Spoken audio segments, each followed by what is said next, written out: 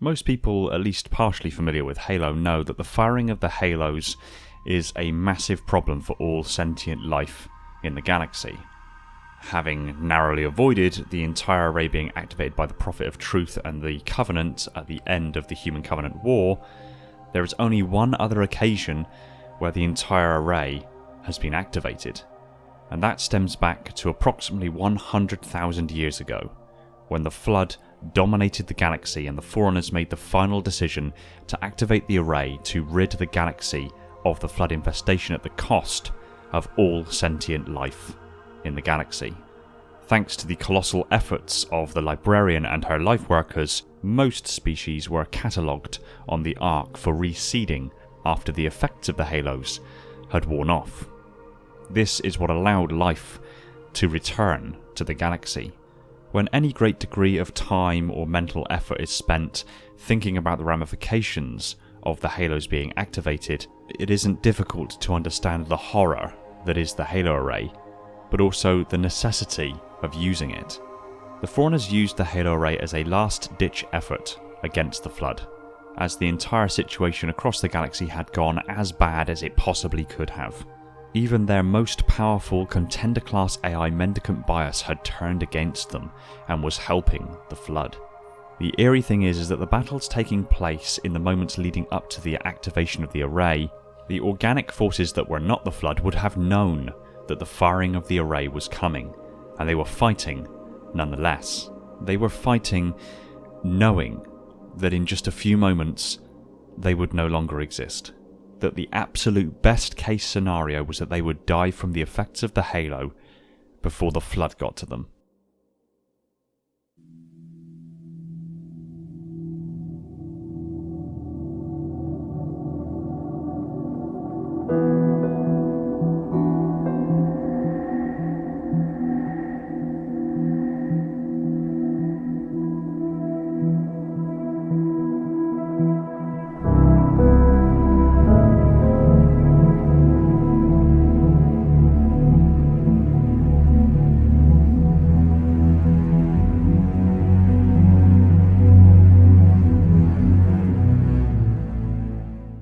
Hey everyone, welcome back to Installation 00, and today we're going to look at the final moments of the Forerunner Flood War, and the activation of the array, and just what that entailed, and we're going to be referencing one of the only records of the actual events playing out in existence, and that is communication relayed by the Contender Class AI offensive bias.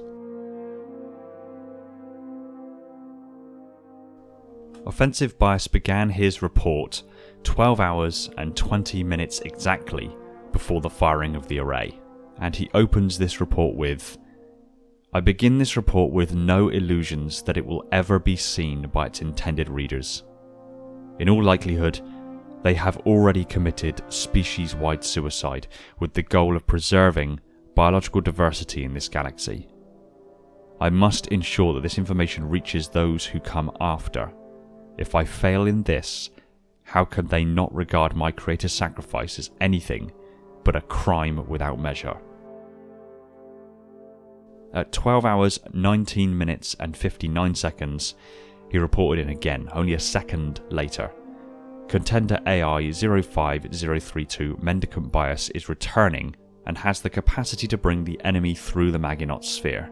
The Maginot Sphere was actually a defensive line protecting the Ecumene Council's core worlds within the Orion complex. At this stage, it's reasonable to assume that Mendicant Bias and the combined Flood forces practically dominated the entire rest of the galaxy, and the Ecumene's core worlds were one of the few bastions of safety still in existence.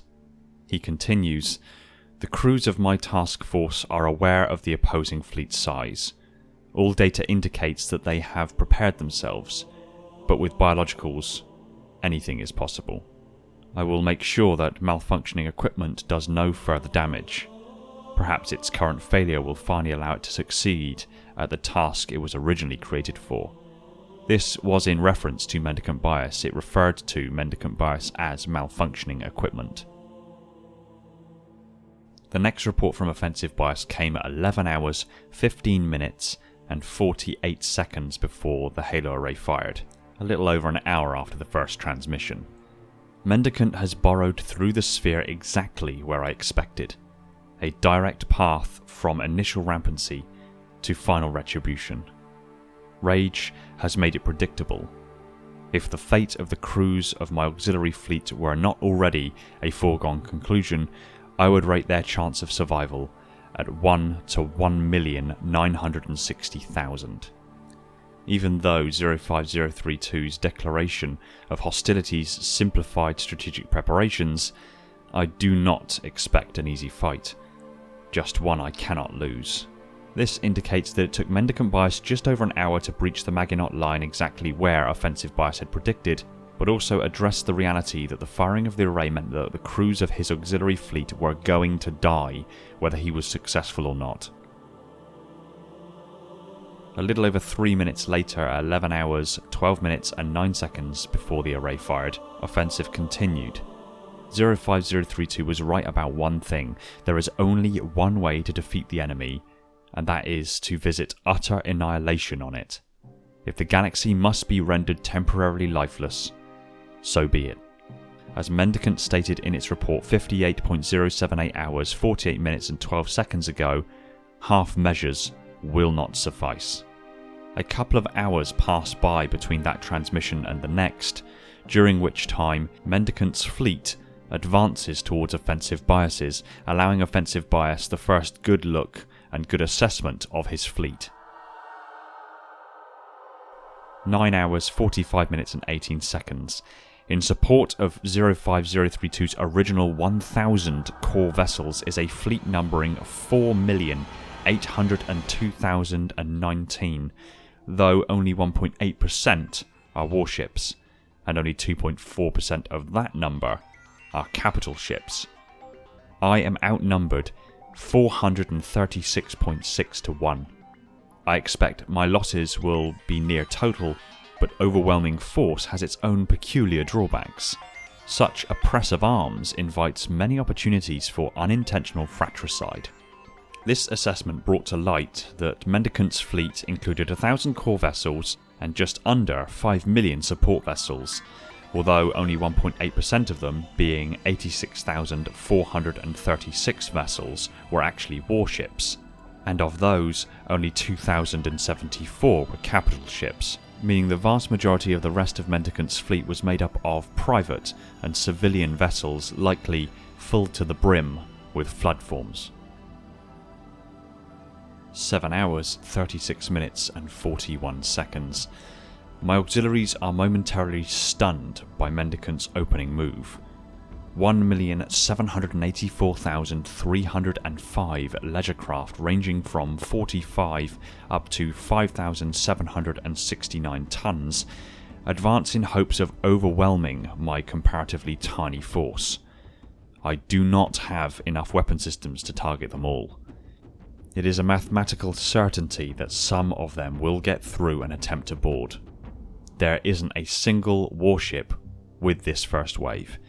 It seems my opponent's rage has left no room for respect. 4 hours, 1 minute, 55 seconds. I could have countered its move if I had released my fighters. They are ready, but idle, making their base vessels more attractive prizes than targets. Now the first of many waves of commercial vessels mixed with single ships and assault craft surge forward. The first ship from my fleet to be boarded breaks formation and races into the oncoming vessels, striking one amidships. The cargo vessel's hull split open and out of it explodes not the expected consumer goods, but 31,860 dying warriors. It is reasonable to assume that the battle continued with this level of violence right up until the next report. 19 minutes and 2 seconds. The seventh and final wave of container ships, barges, tankers, and military vessels engage my fleet. Another 214,320 ships, many in excess of 50,000 tons, engage my seemingly disrupted vanguard. I continue to fight just well enough to seem lucky Mendicant, or the enemy, has been sending a small percentage of its fleet elsewhere. Good. Let them believe they can seize a foothold somewhere inside the sphere. 11 seconds. Despite all its faults, 05032 has fought remarkably well. My auxiliaries lay in tatters. More than half of them are now part of the enemy fleet, but just as I predicted, 05032 concentrated them like they were the sole key to victory. Its desire to punish our creators blinded it to the true purpose of my feigns. I have reduced the combat effectiveness of its core fleet to 79.96%. Surely now it must realize that something is amiss.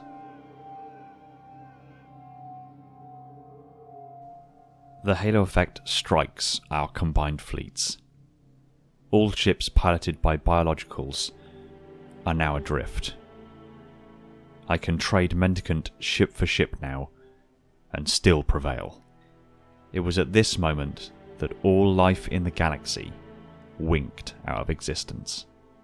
The isodidact had successfully activated the array from the Ark, and the Halo's supraluminal firing capabilities had swept across the galaxy in an instant. Although, rather frustratingly, it has been portrayed in even official Halo media that the effects of the Halo do include the disintegration of bodies, this is not the case. The Halo's effects targets neural tissue. So at the moment that the Halo's effects swept across the galaxy, all life, including the soldiers aboard the ships of Offensive Bias's fleet and including all of the flood forms in Mendicants, slumped to the floor. Their central nervous system, their very consciousness, disintegrated, but leaving behind the empty vessels, the husks that are their bodies. Were these bodies across the entire galaxy to be left in situ, their combined decomposition would irreparably damage the biospheres of any planet that had such a large volume of now dead species. This is why the librarians saw fit to implement a solute that would be sprayed on planets across the entire galaxy to dissolve the bodies and break them down into their base chemical forms, to preserve these biospheres so the reseeded life actually had homes to go to. As for the fleets of ships now adrift in space in the battle between Mendicant Bias and Offensive Bias, the bodies would remain in situ. 1 second post-activation, of my ships that had been captured, 11.3% of them are close enough to Mendicant's core fleet that they can be used offensively, either by initiating their self-destruct sequences or by opening unrestricted ruptures into slipstream space. It is best that our crews perished now, because the battle that is about to ensue would have driven them mad. 2 seconds post-activation. I throw away all of the rules of acceptable conduct during battle. It is at this point that Offensive Bias uses a lot of his ships to create slipspace ruptures that are completely unrestricted, basically meaning they are not self-contained within stabilizing quantum fields, and instead are fully exposed to reality. He continues, "Near the ruptures I throw away all the acceptable ideas of how the natural world is supposed to behave. I toss around 37,654-ton dreadnoughts like they were fighters, dimly aware of their former crews being crushed to deliquesce. For now, all my concentration is focused on inertial control and navigation. Targeting isn't even a consideration. I will be engaging my enemy at arm's length." 1 minute 14 seconds post-activation. 05032 abandoned the tactic of using derelict ships as cover after 72 seconds. It seems that 52 core vessels lost to the ruptured fuel cells of derelict ships was less than enough. Add another 608 lost to collision, point fire, structural failure due to inertial manipulation, and slipstream space-induced discoherence, I now outnumber Mendicant 6-1. These past few inserts demonstrate that in the first 2 seconds after the halo array swept across the fleets, killing all biologicals in situ. Offensive Bias used torsion drivers which harness gravitic emitters to create extremely powerful gravitic fields that can be used to pull vessels apart, while simultaneously opening slipspace ruptures that are unbounded. So in between him literally tearing Mendicant's fleet apart, throwing dreadnoughts around like they were paperweights, and using the slipspace fields to disassociate ships from reality, Offensive Bias managed to powerfully shift the odds in his favour to the tune of an outnumbering of 6-1. 3 minutes post-activation, Mendicant was able to postpone its inevitable annihilation for 106 seconds with its attempt to flee, but the last of its core vessels hangs before me now, crippled and defeated but still sensate. I could spare it, carve out what is left of its personality construct array, and deliver it to Installation 0 for study. But I doubt it would have extended the same courtesy to me. This was but a small sliver of the events taking place up to and just after the firing of the halo array, but it demonstrates quite clearly the chaos that was ensuing on the move up to the activation of the array, and just how powerfully devastating Offensive Bias was at taking down Mendicant Bias. There are very few examples of records leading up to the events of the halo array being fired, but it drives home the horror and eeriness of the halo array being activated, given that only 3 minutes after the array had been activated the report comes to a close, and while the loudness, aggressiveness and chaos of this battle was taking place, there likely was a few isolated worlds that remained untouched from the flood infection, Earth perhaps being one of them. And for species, whether they be intelligent or not, still living on these worlds, these isolated bastions of safety, they would simply be going about their lives when a light coming from the sky would wash across the planet, burning their very nervous systems from within them. Consciousness would simply cease. Their bodies slump to the floor, and then nothing. Nothing but an all-consuming silence.